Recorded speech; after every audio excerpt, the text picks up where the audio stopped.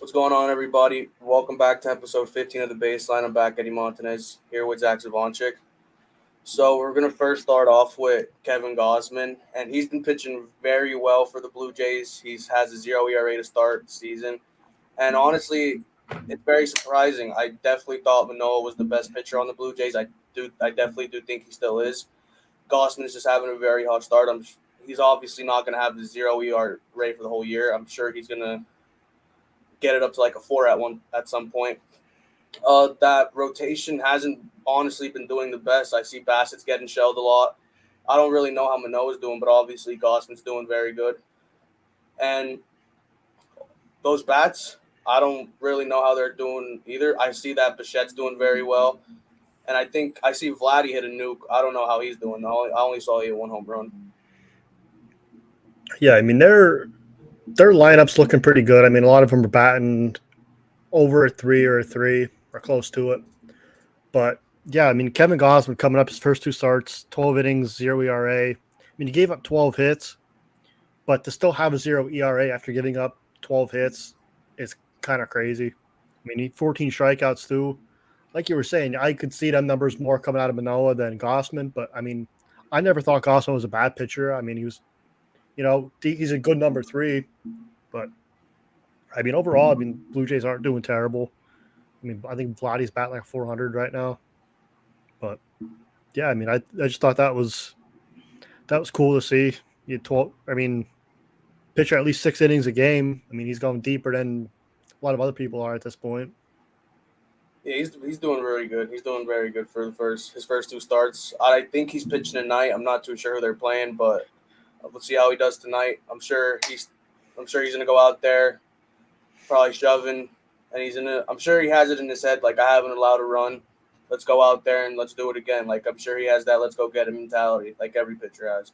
Yeah, I mean, he's probably going to go into the game knowing he still has a 0 ERA, but I mean, you can't beat yourself up. But if you give up a run tonight or give up a couple runs tonight, I mean, it's still, like I said, it's still early. Still doing pitching fairly well. I mean, he already has 14 strikeouts on the year, so it's a good start. Now we're gonna talk about who, in my opinion, I think is the best hitter in all of baseball. We have Luis Arias as the first ever Marlin hit for the cycle, and honestly, I think that's nuts. For him to come over to a team and to not even be on the team for a month and hit for the cycle is gross. He's batting like a 535. He's leading the league with 22 hits. Like the guy's an absolute monster. He's a freak. Lindor has 18 strikeouts, and this guy has 22 hits. That's gross. Like he's a beast. Yeah, I mean, like we always said, he's arguably, if not the best hitter in baseball right now. I mean, I don't think you're slowing him down at all. I mean, he's batting a 537. That's insane. I mean, 22 for 41 to start the year. I mean, he won the batting title last year, batted 316. I mean, I could see him going back to batting title this year. I mean, obviously, I want to see Judge win it, but I mean, he's an insane hitter. I There's mean, no pitch that guy can't hit. Like no, he Like it's crazy. His bat to ball skills is insane. His bat speed is ridiculous. His bat speed's ridiculous. He could be sitting fastball and then he could see that the off speed's coming and adjust to it so quickly and just absolutely hit it. Like it's disgusting how good he is. I mean, even second base, he's not a bad second baseman either. I mean, fielding wise.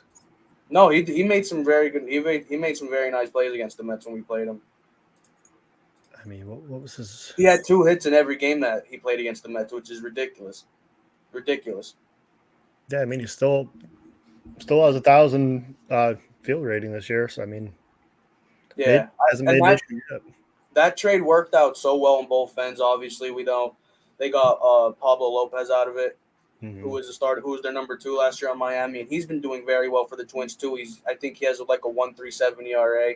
Like that trade worked out very well so far for both teams. But in my opinion, I definitely think in the long run, the Marlins won the trade, to be honest, because this guy's the best hitter in baseball. His bat to ball skills are ridiculous. Like there's no way to get this guy out. He Ks very very rarely. Like his eye is insane. Like there's times where the there's a ball called on him and it's a borderline strike and he just throws the bat because he knows it's a ball. Like it's Yeah, disgusting. It's disgusting. yeah. I mean, he's going to be crazy to watch the rest of the year. I mean, if we're 2 weeks into the season and he's already has the cycle, he's already crushing the ball. I don't think he's slowing down. I definitely think he's gonna end the year with like a 350. I think he's ending the year with like a 360 average, bro. Like, yeah, I think he's definitely finishing better than he did last year. Yeah. Batting average. Oh yeah, definitely. Especially since like he's in the NL now, so Yeah. he's definitely gonna be playing more NL teams than AL teams. So and the AL is better than the NL. So That's what I mean. He's played in the AL last year, and those teams are good teams. I mean, hard to hit teams, and he still batted 316 last year. He's going And especially neck and neck with Judge last year. I mean, Judge was having the best year of his career last year. Couldn't miss. especially with this shift too. Like he was batting at 316 last year with a shift. Imagine it, like now he has no shift. There's no shift going to be played on him. He's actually just going to be hitting the ball wherever he wants. It's disgusting. It's disgusting. Yeah, it's going to be interesting to see how he finishes the year. Now we're going to talk about the Tampa Bay Rays and their 11-0 start. And the Mets would be 11-0 too if they played the Tigers, Nationals, and the Athletics. Yeah, so the teams the Rays play to start the year are a combined 11-22 right now. Don't get me wrong. The Rays are mashing the ball. Like, they are killing the baseball. They are killing the ball. But they're playing the three worst. They played the three worst teams in all of baseball their first three series. Yeah. So, I think I think their next one's the Athletics or something, ain't it? I have no clue. I know they're playing the Red Sox right now. They just took one away. They just took one from the Red Sox. I'm hoping the Red Sox will win tonight. I don't want to see them 12-0. They got to, yeah, their next series. Or no, they played Tigers, Nationals, A's, Red Sox. Yeah, you're playing bottom of the barrel teams, but like you said, they're still ripping the cover off the ball. I mean, Wander Franco's coming up, starting the season on a tear. I mean, batting 311, 4 home runs and 10 RBIs. I mean, like we said before, he was great his first year or two. Then he kind of slowed down a little bit. You didn't really hear much about him, but I think you're going to hear a lot about him this year if he keeps playing as well as he's been. I mean, I'm glad to see him finally start coming back around to where he was before. And their rotation has been doing amazing too. McClanahan's been doing very well. They have two pitchers, as with Gausman. There's 4 pitchers in the whole MLB that still have a 0 ERA, and the Tampa Bay Rays have 2 of them in their starting rotation, Drew Rasmussen and Jeffrey Springs. That's insane. And you have McClanahan, who's been doing very well too. I mean, like I said, I feel like a lot of teams would have a very good start if they played the Athletics, Nationals, and Tigers, but you got to give it to them. They're ripping the cover off the ball, and their starting rotation is doing what they got to do. I mean, I still think this team right now could still hold their own against pretty much anybody at this point. But I mean, because you have the confidence. You're 11-0 right now. I mean, their self-confidence is through the roof right now. So I mean, they're probably gonna go out there and just keep ripping the ball, keep tearing the cover off the ball. Like you just feel good when you have a start that good and everybody's playing that well. Yeah, the Tampa Bay Rays, like, they're very good. Don't get me wrong. They have Randy Arozarena. They have Jake Lowe, who's hitting the ball very good. They have Brandon Lowe too. Like, they have a bunch of very good bats. Wander Franco's been killing the ball. Their rotation, how I said, has been stout. They are doing very good. But they're also playing, how we both said, the bottom 3 teams in the whole MLB. I think that not only the Mets, but the Yankees would also have 9 wins at least if they played the Athletics, Nationals, and Tigers. Yeah, I mean, I think the Yankees would have a decent series with Red Sox just because it's, division rivals. But other than that, yeah, I mean, I think both teams can win 7, 8, maybe 9. Yeah, it's just crazy. Their schedule was very, very easy to start the season. It was insane. They played the 3 worst teams in a row. Like what? Mm-hmm. Now we have another team that's been surprising me, and I know it's been surprising Zach as well. The Pirates. You have Brian Reynolds absolutely destroying the ball. You had O'Neal Cruz. He just got hurt. He's going to be out for a good bit. That's going to hurt them a lot, I think. That's their star shortstop. He rips the cover off the ball. He's a great fielder in my opinion. But on that left side of the infield, you also got Ke'Bryan Hayes, and Ke'Bryan Hayes is one of the best fielding third basemen in the whole league. Yeah. So the Pirates, honestly, they're 7-4. They're surprising me a whole lot. I just saw that they hit a walk off against the Astros 2 days ago. Bryan Reynolds is a freak. Like he's carrying that team. Like he's very good. Like he's gonna get paid what he wants. He's gonna be a Pirate. I think they're gonna extend him. They're gonna have to. That's what I was saying last week, or last week or 2 weeks ago, or whatever. They just need to pay him whatever he wants. I mean, he's a tremendous bat. I mean, he's a great outfielder. He's been playing well for them. He wants to play for Pittsburgh. Like, there's not many people left that want to play for Pittsburgh, and he's. I think he's almost all in with them this year. But I don't even know the guy's name. Bay for them, their second baseman. I think he hit the walk off the other day. Like, you got a couple guys on that team that aren't big names, but are playing extremely well. I mean, Oniel Cruz, he came up. I mean, he was a bigger name coming up through them.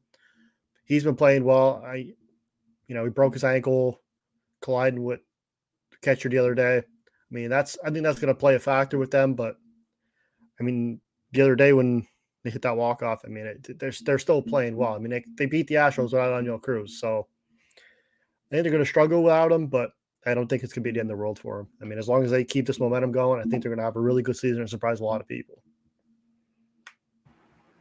With the Astros too, I wanted to touch on that. Altuve, them not having Altuve is huge. Like they're 4-7 right now, and we all know Altuve is the best leadoff in baseball, the best second baseman in baseball. But like he's such a good leadoff, and you need him on your team. He gets on base a lot. Like I feel like that's a reason that the Astros are not at 500 right now. I feel like if they have Altuve, they're over 500 in my opinion. Yeah, that's what I mean. Like, you don't realize how big of an impact one player makes until you see it in effect. Like, I'm pretty sure I said I don't think they're going to struggle that bad without him.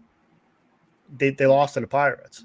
Granted, it was a walk-off win for the Pirates, but still, they came back and won and beat the defending champs right now. So, I don't know. We'll see how that plays out, too. I mean, they keep losing games like that, they're going to be in for a long season.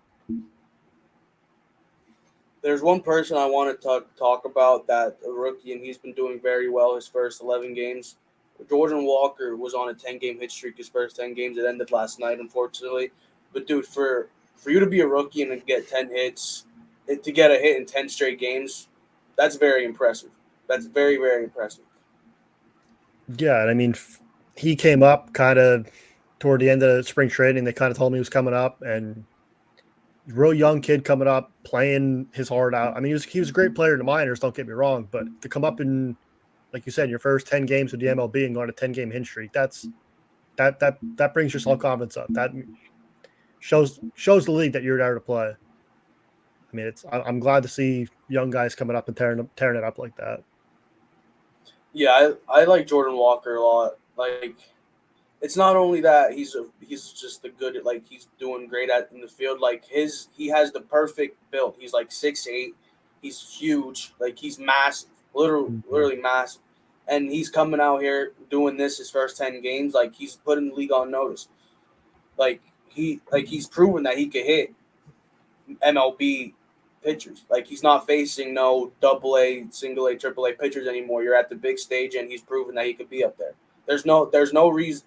Like, there's a lot of teams that bring up people at the start of the year, like Volpe. I know Volpe's going to stay a Yankee, obviously. Yeah. But there's, like, a lot of teams that bring up rookies start the year to see how they are, and then they just demote them after, like, 3 weeks. Jordan Walker ain't going nowhere, and he knows that. He's here to provide for this team, and he wants to win. He wants to win a World Series for this team immediately. Like, he's proven that.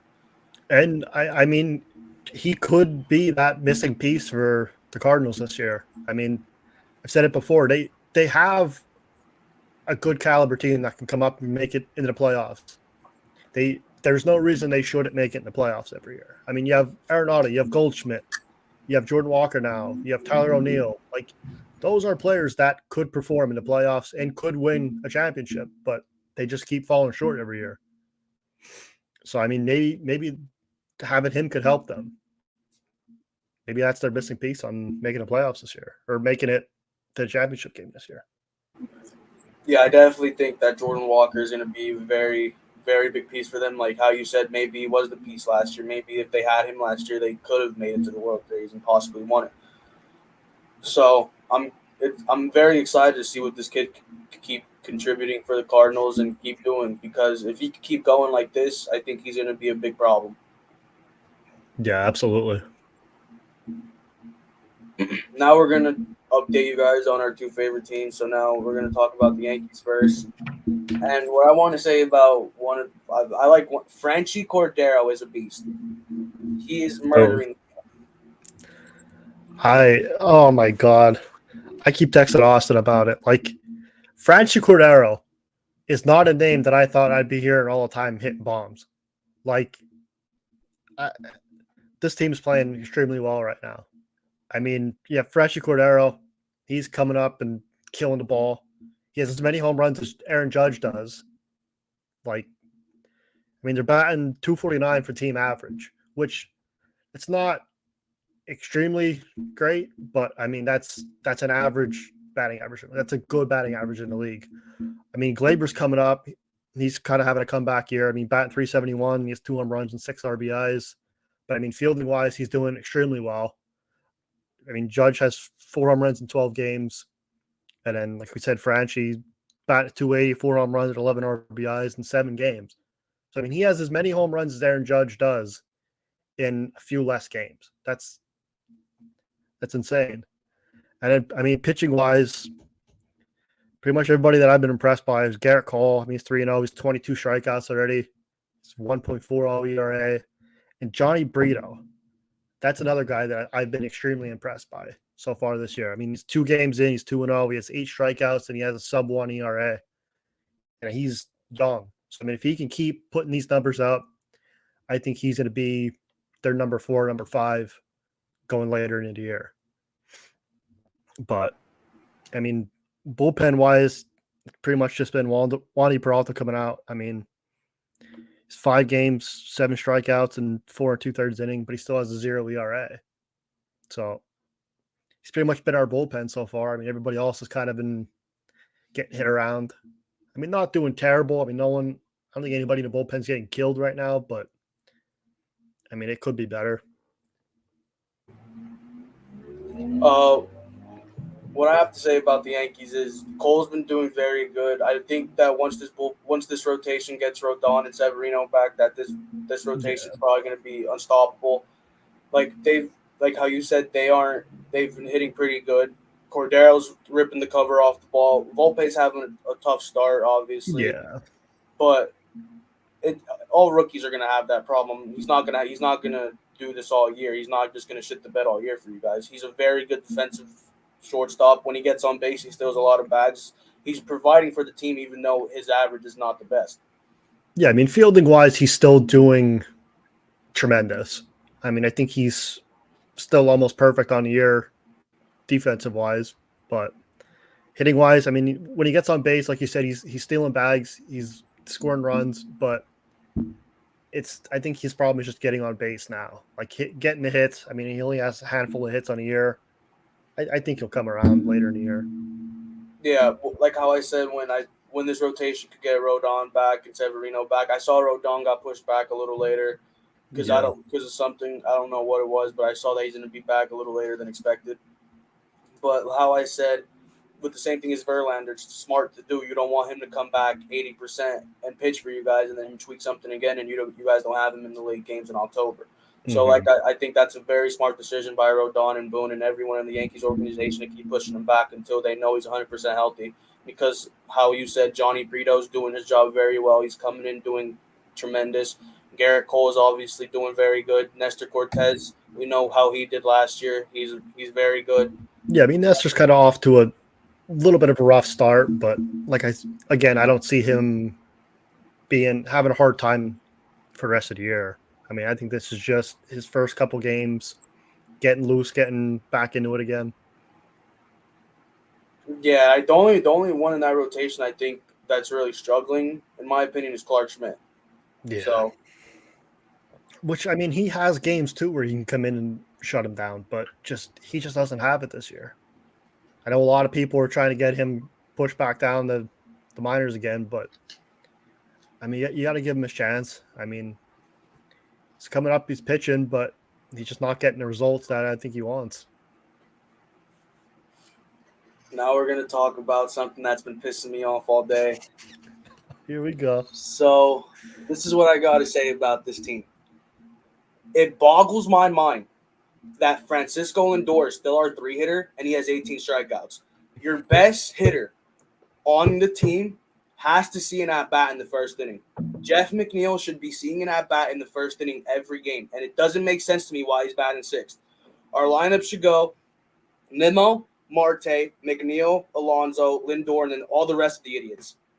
And it doesn't make any sense to me why Eduardo Escobar is still a Met. Brett Beatty is fantastic. Francisco Alvarez just had his season debut. He had a hit for us, but then the next game he struck out. He's very aggressive. And don't get me wrong, the kid's 21 years old. I think he's gonna be very good once he gets his plate discipline. But that at bat to end the game was just very bad. He swung at 3 balls. Josh Hader knew that kid was going up there, wanted to win the game, and he threw 7 balls over this kid's head, and he swung at 3 of them. It's insane. Eduardo Escobar doesn't make sense to me at all. He's batting like a 132, and in spring he batted like a 117. I don't know why he's still on this team. Mark Canha, don't get me wrong. He has his games, and he has good games and off games, so I don't mind him. Tomas Nido is a dumbass. Complete idiot. We had the base. No, there was a runner on first and third. Luis Guillorme laid down the most beautiful bunt I've ever seen. Tomas Nido with a runner on first and third swung as hard as he can. As hard as he possibly can, the ball went 5 feet. And it landed fair. Like, that's insane. Tomas Nido should never touch a bat ever again in his life. Ever. Go sit in the corner. So, and dude, Max Scherzer, he had 2 very rough outings, his first 2 outings. He had a very good bounce back outing in his first outing against the Padres. We hit Yu Darvish very good. I think we only allowed 2 hits that night when Max Scherzer pitched. Tyler McGill, 3-0 for us. He's like a 1.67 ERA. It's crazy to me how he was going to start off the year in AAA. It's crazy because we would if he's not here right now, if he's not on this team, we're not positive. No. We're not. Tyler McGill has been arguably our best pitcher. In my opinion, he's 1 or 2. It's either him or Senga as 1 or 2 as our best pitchers as of right now. Carlos Carrasco is absolute dog shit. Max Scherzer, we know how he could be. He's gonna have his rough outings and his good outings. Every pitcher is. Carlos Carrasco should never touch a baseball ever again in his life. But how I said, and this team with the bases loaded, we had the bases loaded with no outs twice in 2 days, and we didn't score 1 run. This team is ridiculous. Ridiculous. We're not aggressive. We're not aggressive early in the game with bases loaded and no outs. We're watching fastballs down the dick. But Francisco Alvarez with runners on second and third is swinging at balls over his head, and we lose the game. Like, this team's ridiculous. Like, I love this team, but it's ridiculous at this point. We hit so good one game and shit the other.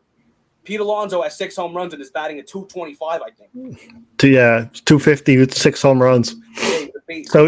So he can't hit, but then when he hits, he's smashing them. Yeah, Lindor has 18 strikeouts. Luis Arias has 22 hits. That is ridiculous.